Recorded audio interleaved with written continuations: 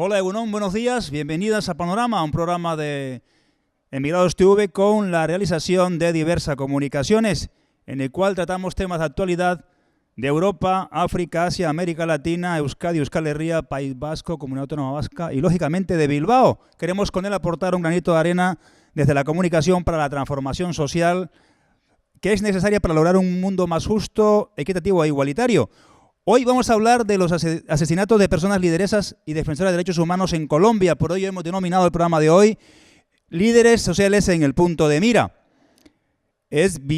Colombia, sabéis, un país hermoso que queda en Latinoamérica, Suramérica, bañado por dos océanos, con una población cercana a los 47 millones de habitantes, afrodescendientes, indígenas, campesinos. Colombia ha vivido y sigue viviendo un conflicto armado, social, político que lleva ya casi 60 años. Pensábamos que con la firma de la paz, el gobierno colombiano presidido por Juan Manuel Santos y las FARC en el 2018, este conflicto daría paso a su fin. Desafortunadamente no ha sido así.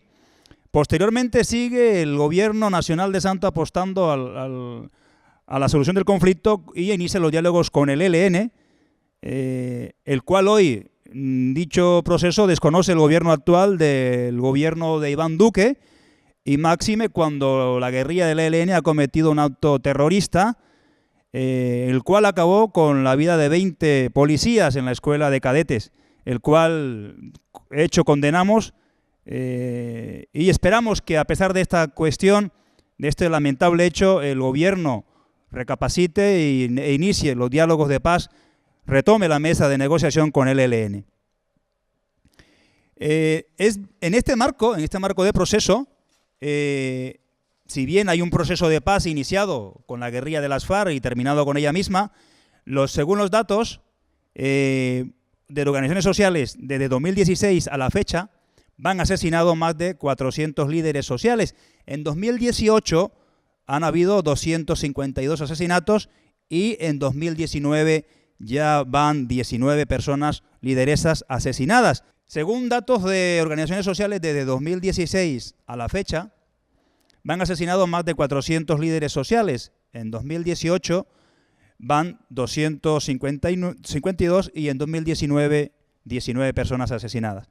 Según datos oficiales, van más de 300 personas lideresas asesinadas. Según el investigador Camilo Bonilla, en cuanto a las autorías de estos asesinatos, se tienen los siguientes datos.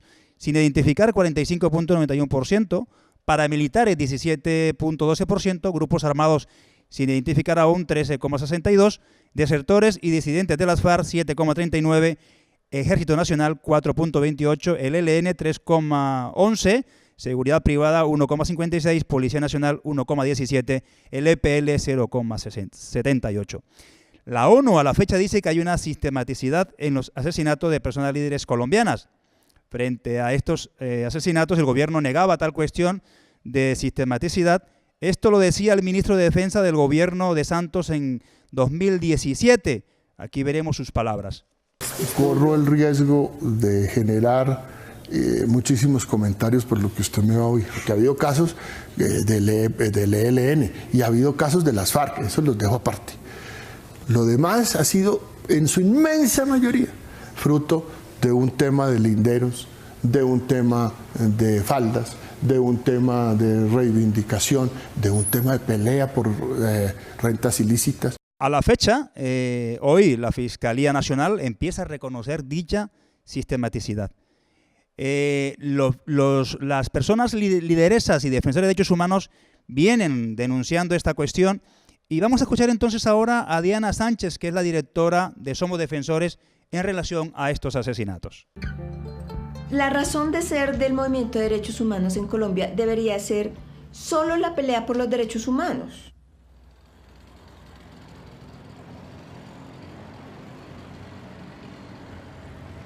Nosotros no deberíamos de estar luchando por nuestra lucha. O sea, nosotros no deberíamos de estar exigiendo garantías para el ejercicio de nuestra labor. El movimiento de derechos humanos o el social no es la prioridad, porque entre otras cosas, hay que decirlo sin temor, es que esto es un Estado y una clase política profundamente clasista.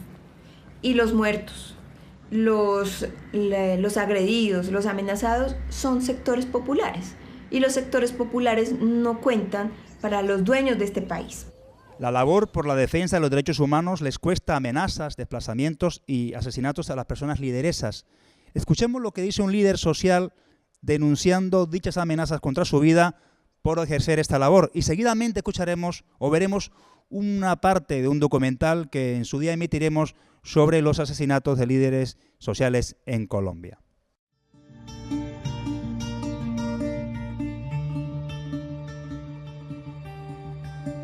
¿Por qué nos declaran a nosotros objetivo militar? Porque somos líderes y lideresas que estamos haciendo una labor y ejercicio de defensa del territorio, de defensa de los derechos humanos, de defensa de la vida. He salido en panfletos, en fotos, ofreciendo 4 millones de pesos por mi cabeza. Como dice el cuento, como en el viejo oeste, se busca. Pero estos papeles robaron por acá, por el norte, como un berraco también. Por el norte del Cauca. Entonces esto fue una de las cosas que más preocupó. Y más cuando ponen precios. Uno, porque pues la necesidad mismo que hay.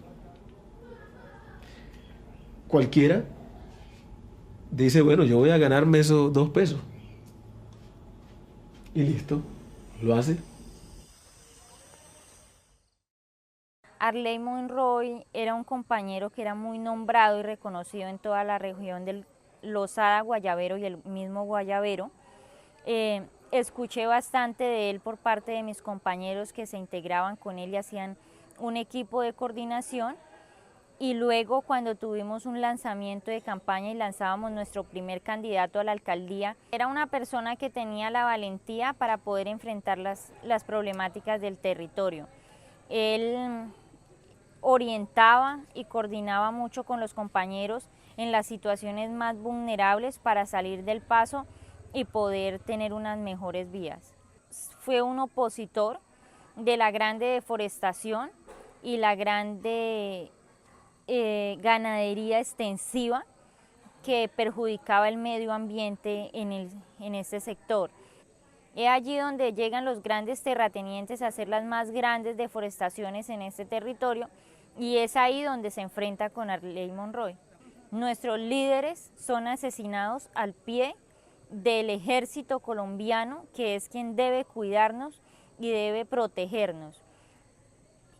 Arley Monroy tenía grandes problemas con esos terratenientes que he mencionado, que son personas que tienen mucho recurso y pueden mover cualquier cosa en este país, que es lo que siempre nos ha pasado. En ese sentido, se presume que Arley Monroy sea asesinado por defender los derechos vulnerables del campesinado y en este momento el Ejército Nacional no ha dado una respuesta de por qué al pie de una base militar. Bueno, bien, ahora vamos a intentar conectar desde Colombia a Buenaventura con la defensora de derechos humanos y lideresa social, Danely Estupiñán, quien hace parte del PCN de Buenaventura y ha hecho parte del programa de defensa de derechos humanos del gobierno vasco liderado por Ser Euskadi con la colaboración de Emigrados Sin Fronteras. Vamos a ver si la tecnología nos ayuda con ello.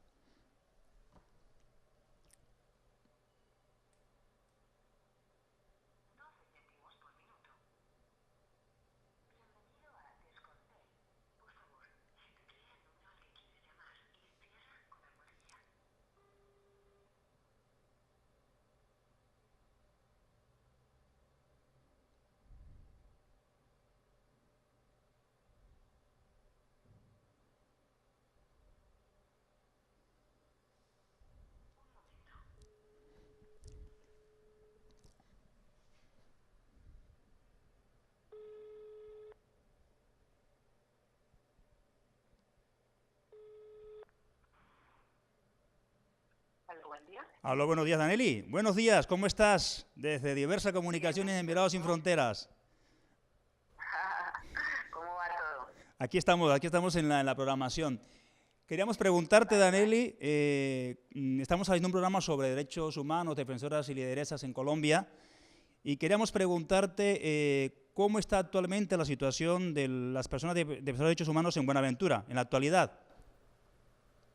Bueno, la situación es bastante complicada. compleja en el marco también del contexto colombiano, que sigue siendo una noticia diaria el asesinato de líderes y lideresas y de defensores de derechos humanos. En este momento hemos registrado en Buenaventura desde inicios del 2019 acciones de seguimiento e intimidación a líderes y lideresas que hacemos parte de procesos históricos de defensa de derechos individuales y colectivos en Buenaventura.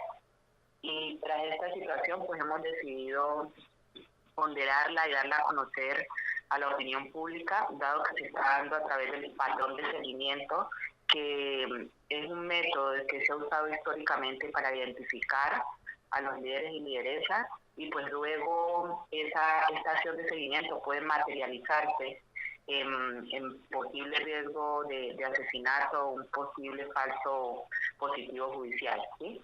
Entonces, bueno, la situación es compleja y por eso hemos decidido también hacerlo público y ponerlo en conocimiento de las instancias competentes, desde la Defensoría del Pueblo, Personería, hasta los organismos de derechos humanos y la misma Fiscalía, para que finalmente puedan responder por qué razón se están presentando estas acciones de seguimiento. Exacto. Tú en eso que estás comentando, en un comunicado de la semana pasada denunciaban todos esos hechos, solamente no contra ti, sino contra todos los líderes y lideresas en Buenaventura, ¿no? Pues ha sido masiva a finales del 2018, se presentó sobre todo para un cúmulo de líderes y lideresas que están articulados a un proceso social que acá denominamos paro cívico, para vivir en paz y dignidad en el territorio de Buenaventura. Entonces, sobre todo lo logramos identificar para el colectivo que hace parte del Comité Ejecutivo del Paro Cívico, que es una convergencia de todas las organizaciones sociales de Buenaventura. Pero en los últimos 2 meses se ha hecho evidente más para la compañera Leila Andrea Arroyo, que es una lideresa histórica del proceso de comunidades negras en Colombia, de las fundadoras del proceso de comunidades negras en Colombia, que hoy también coordina la mesa de territorio del paro cívico, que es la mesa por la cual se está conversando, interlocutando con el gobierno para todas estas situaciones que pasan por el derecho fundamental al territorio, la ampliación portuaria que se está haciendo sin consulta previa, y todo el impacto ambiental que está, digamos, denotando esta ampliación también. Y para mí, porque hago parte también del proceso de comunidades negras, pero a su vez hago parte de la coordinación de la Mesa de Derechos Humanos y Garantías de Protección del Paro Cívico. Danely, tú remarcabas, Danely, un punto muy importante en ese comunicado de medidas urgentes que se tomaron por parte del gobierno y que también la comunidad internacional se sumara, en cuanto que fueran medidas de carácter colectiva integral. ¿Eso en qué se convierte? ¿En qué se resume eso, Danely? Bueno, el gobierno colombiano el año pasado, más o menos en julio del año pasado, emite un decreto que es el decreto Ley de Protección Colectiva. Pues podemos decir que antes de ese decreto, en Colombia la protección era de carácter individual, o sea que la Unidad Nacional de Protección, que es la que debe determinar los hechos de protección para las personas que se encuentran en riesgo, brindaban medidas de protección de manera individual, ¿sí? Esas medidas, ¿cuáles eran? Medidas materiales, ¿cierto? Como chalecos antibalas, camionetas, bien sean convencionales o blindadas, teléfonos celulares, botones de pánico, y dotaban, hombres de protección, ¿cierto? Dotaban a las personas que presentaban amenazas de estas medidas, y se supone que ahí ya se había resuelto, digamos, la posibilidad de que el riesgo se materializara, los riesgos que esas personas estaban viviendo. Pero los líderes y los procesos estuvimos insistiendo por más de 15 años de que esta no era la medida, o no eran las medidas que pudieran mitigar los riesgos ni tampoco hacer que los riesgos se erradicaran totalmente, pues porque a nosotros no nos amenaza por situaciones personales, sino por la defensa sobre todo, de los territorios que se encuentran en riesgo a través de las dinámicas económicas. Por lo tanto, lo que se debía crear eran medidas integrales de protección que no solo nos cubrieran a nosotros como personas, sino también a los territorios en los cuales nosotros trabajamos, ¿sí? De ahí que se logra, después del asesinato del líder social Temístocles Machado, otro compañero del PCN en Buenaventura, que el gobierno escuchara y finalmente emitiera este decreto de protección colectiva, que lo que plantea es que más allá de esas medidas materiales de chaleco, de carros, blindados y todo esto, se puedan generar las garantías de los derechos que ya la comunidad, las comunidades étnicas, ¿cierto?, hemos logrado. Entre ellos el derecho fundamental a la consulta previa, pues porque es en los territorios donde se están librando las mayores batallas por la consolidación de las economías. Entonces, por lo tanto, esos territorios pueden ser protegidos a través de la aplicación y garantía de ese derecho. Y eso lo que nos dice es que cualquier megaproyecto que pase por el territorio, pues debe pasar por un proceso de consulta previa que no es más que la garantía de los derechos para las comunidades que han estado históricamente ahí. Entonces, en eso, digamos, se habla de la tenencia de la tierra, se acuerda cómo se va a manejar ese espacio territorial, se identifican previamente los impactos ambientales, culturales y sociales que esa comunidad puede llegar a sufrir, y a partir de ahí se crean planes de mitigación que pueden en algún momento servir muchísimo para estar monitoreando la situación y permitir que la comunidad, por decirlo así, cohabite con esos megaproyectos que se van a desarrollar allí sin que afecte de manera profunda a la comunidad, ¿ya? Estas son las medidas de protección colectiva, más o menos de este talante son esas medidas, y eso es lo que en este momento estamos sentados con el gobierno exigiéndoles, diciéndoles que lo que necesitan las comunidades que nosotros acompañamos, de las comunidades de las cuales hacemos parte, es que finalmente esas medidas sean de carácter integral, pero también de carácter jurídicas y políticas, no pueden quedarse solo en medidas materiales. Y en eso estamos, digamos, las comunidades hemos estado dispuestos a avanzar. Ya algunos colectivos han hecho sus propuestas de protección, entre ellos el proceso de comunidades negras y organización, pero hasta el momento no ha sido posible avanzar porque nos hemos encontrado, digamos, con la postura por parte del gobierno nacional que les parece que estas medidas no deben ser medidas, ¿sí? Ellos todavía siguen el esquema de medidas materiales y tampoco validan, por decirlo así, lo que se encuentra en un decreto ley ya establecido. En este momento estamos como en esa discusión, pero también en un escenario de incidencia para que el gobierno comprenda y entienda que siempre y cuando no se den garantías de los derechos colectivos individuales en comunidades como Buenaventura, que está pasando por una situación muy extrema de consolidación de una economía portuaria que arrasa a la comunidad, pues va a ser imposible que haya, digamos, garantía también para los líderes y lideresas y defensores de derechos humanos que hemos decidido denunciar, que hemos decidido movilizarnos frente a la violación sistemática de nuestros derechos que se presenta tras estas dinámicas. Bien, perfecto, Anely, agradecerte la posibilidad de conversar contigo sobre lo que estáis proponiendo. Y para finalizar, Anely, ¿cómo se puede sumar la comunidad de Euskal Herria, de Euskadi, de España, de Europa a ese exigimiento vuestro de las garantías integrales y para todas las lideresas en Buenaventura y en Colombia? Bueno, yo lo que creo es que se puede hacer exigencias colombianos también a través del gobierno autónomo, a los gobiernos autónomos. Se puede empezar a hablar de este tema, de exigirle a Colombia el tema de las garantías de la protección colectiva e integral a las comunidades, pues porque generalmente el gobierno colombiano siempre presenta cifras, ¿no? Entonces, que ustedes sepan, o sea, hay un decreto 1448 del 2018 que habla de esta posibilidad que nos permitiría reducir estos riesgos. Entonces, empezar a exigirle al gobierno de Colombia que además de la protección a líderes individual, avance en esas medidas y que realmente sean medidas integrales, ¿sí? Para que no se nos quede solo en las materiales colectivas.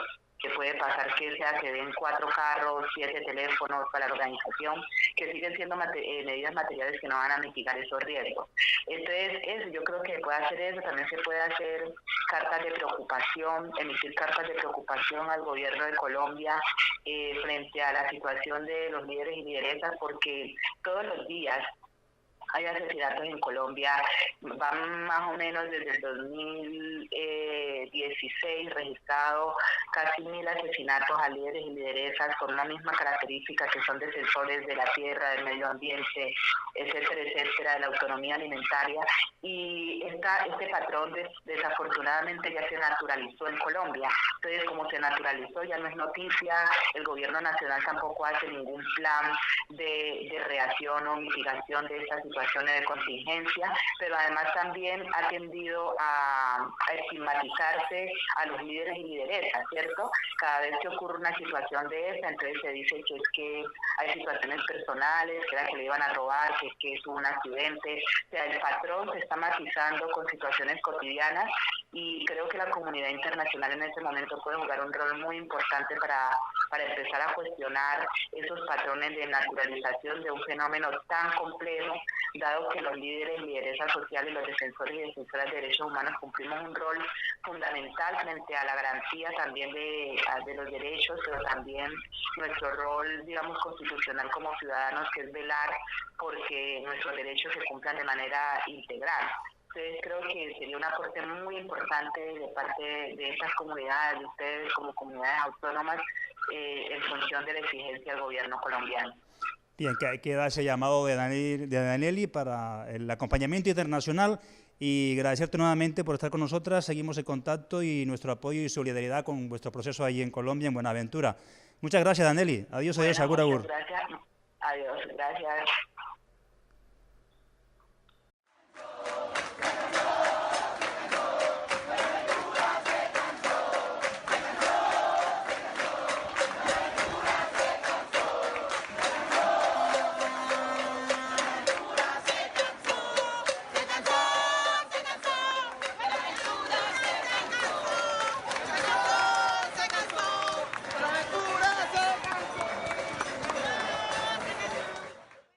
Bueno, bien, cambiamos de departamento, de zona geográfica en Colombia. Estábamos en Buenaventura. Ahora nos vamos a ir en directo también con otro líder social en el departamento de Antioquia, en la provincia de Antioquia. Estamos con un representante de Ríos Vivos, una organización, un colectivo social que trabaja por los afectados por la construcción de represas en el país, en Colombia. Estamos con Genaro. Genaro, buenos días, Egunon, ¿cómo estás? Muy buenos días, mi nombre es Genaro Graciano, es vocero del Movimiento Ríos Vivos Antioquia, movimiento que ha venido hace más de 10 años en la lucha por la defensa de los derechos humanos, por la defensa del agua y los ríos. Bien, Genaro, hay una cuestión importante que venís reivindicando vosotros en Antioquia, es el tema de Hidroituango, la represa que se ha construido sobre el río Cauca. Cuéntanos un poco y a la audiencia la situación que se vive con esa hidroeléctrica en el país, en la zona de Antioquia.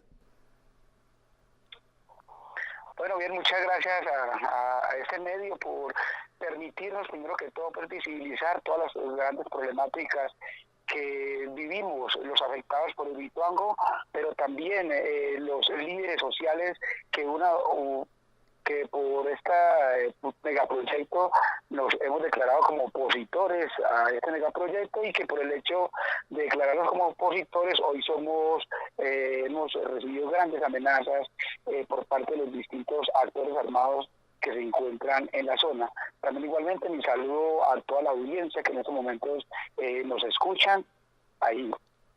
En este momento me encuentro acá cerca, estoy al frente del monstruo, como se dice, el muro de la represa. Estamos acá reunidos cerca de 30 compañeros libres de la Coordinación Regional Ríos Vivos Antioquia. Precisamente nos reunimos acá para planear, programar nuevas actividades que se vienen en este mes de febrero, como la gran movilización que realizaremos este jueves 14 de febrero, reivindicando una vez más la liberación del río Cauca. ¿Por qué estamos pidiendo la liberación del río Cauca?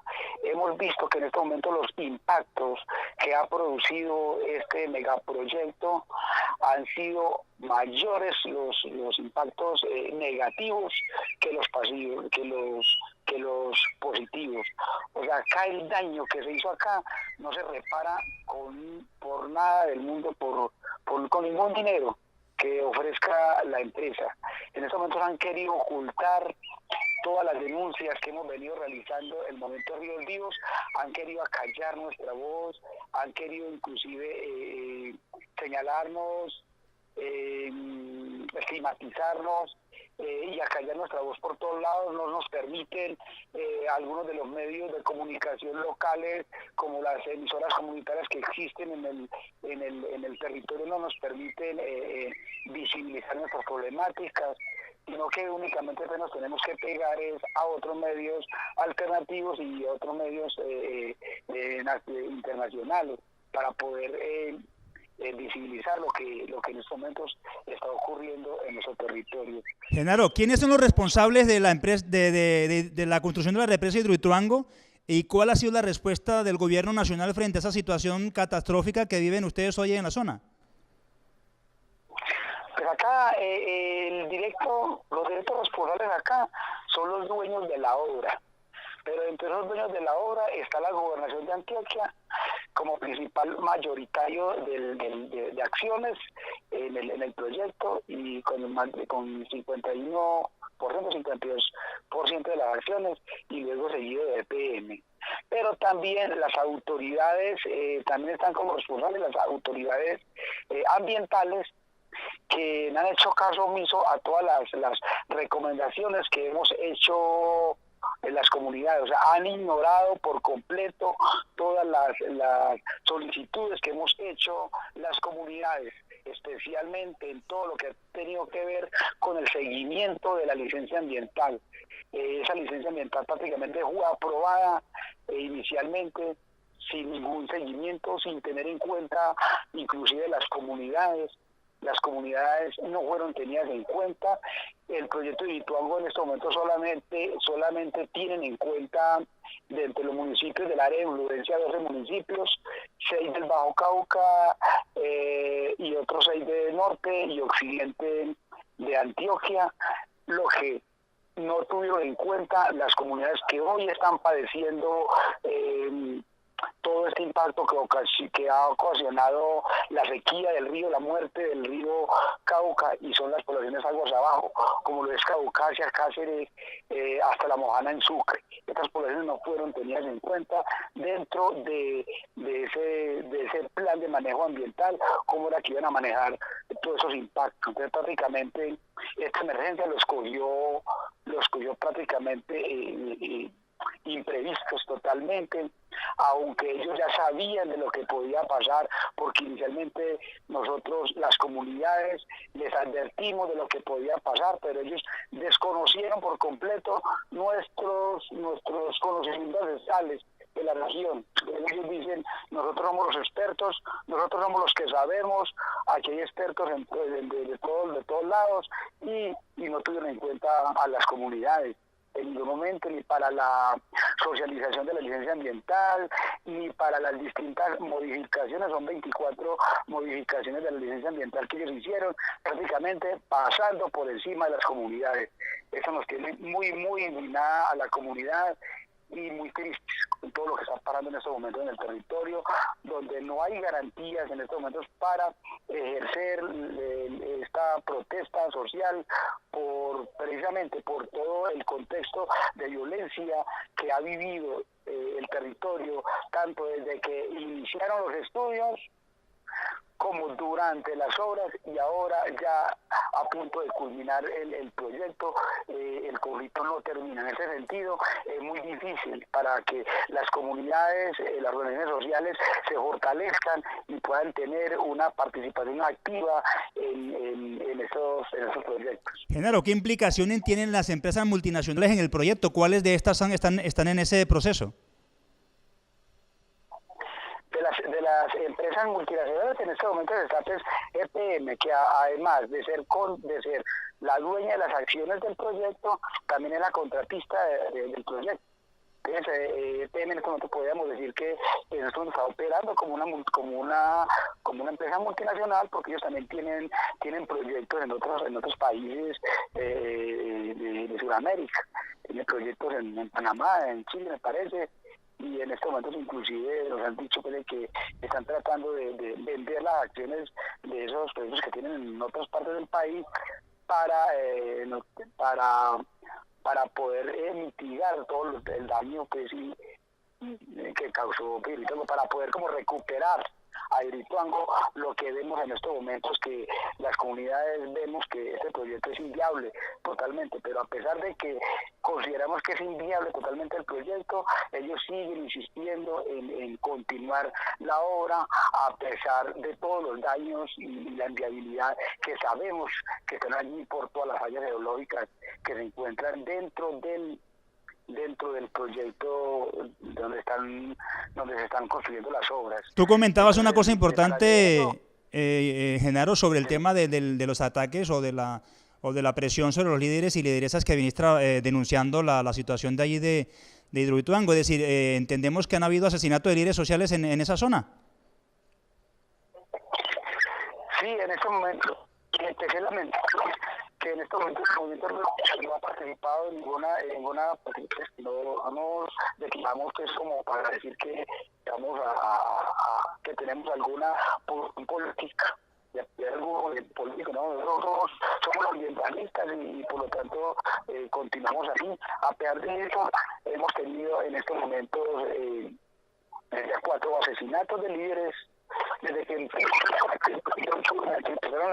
los primeros desarrollos, que fueron en el 2011, que hicimos las primeras movilizaciones dentro del territorio, la respuesta que recibimos por parte de la fuerza pública fue la represión. Genaro, estamos perdiendo la comunicación. Estamos teniendo problemas con la comunicación. Vamos a dejarlo aquí porque hemos perdido la comunicación. Te queremos agradecer la disponibilidad y mandarte desde aquí nuestra solidaridad con el proceso. Un saludo y gracias por estar allí, por la entrevista, Genaro. Bien, muchas gracias. Espero me hayan escuchado y continuamos acá presentes en esta lucha por la defensa del río, por la defensa del agua y de la vida. Muchísimas gracias, Genaro. Un saludo. Adiós, adiós.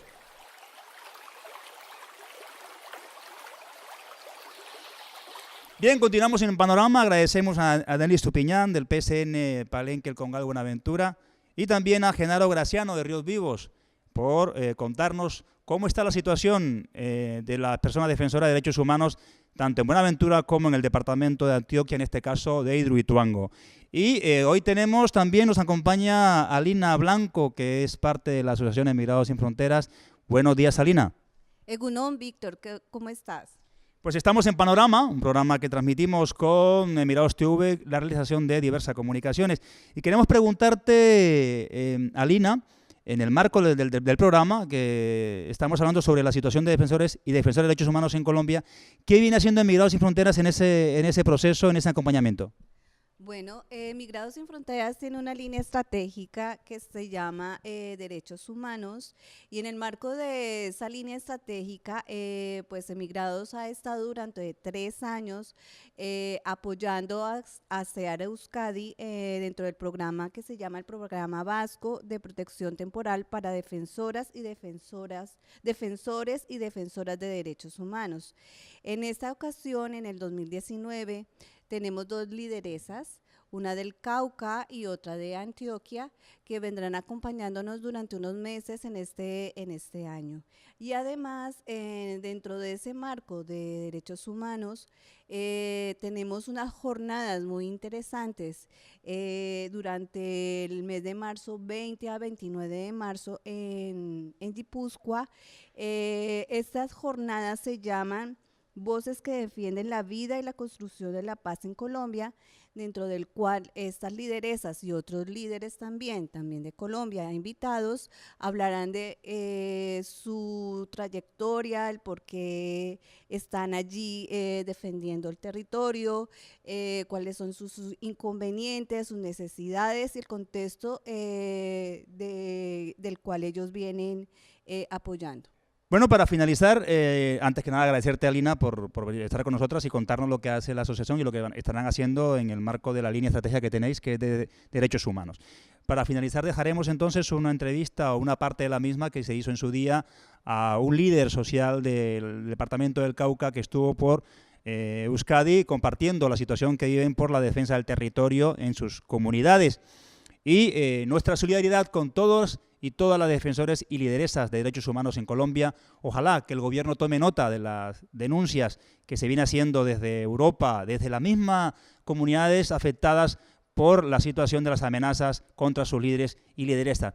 Nos veremos en un próximo programa. Agradeceros el que nos veáis hoy, mañana y lo que queda del mes y del año. Muchísimas gracias. Agur, agur. Pues es un proceso de reivindicación de derechos, es un proceso de cuidado del territorio y el cuidado de la vida. Es un proceso que estamos consolidando en 10 municipios o como 10 ayuntamientos de esta región del norte del Cauca, que estamos mucho más cerca al departamento del Valle del Cauca, a la ciudad de Cali. Y en ese orden de ideas estamos en una apuesta por recuperación de nuestra historia, nuestros relatos, pero también la recuperación de nuestra cultura y de nuestro territorio, porque gran parte del territorio ha sido despojado por grandes multinacionales mineras, por grandes multinacionales de monocultivo de caña de azúcar, de monocultivo de pino, de monocultivo de eucalipto. Y estamos en ese proceso de reivindicar la recuperación de nuestro territorio ancestral como espacio de vida. Como decían las mujeres que se movilizaron en algún momento, el territorio es la vida y la vida no se vende, se ama y se defiende.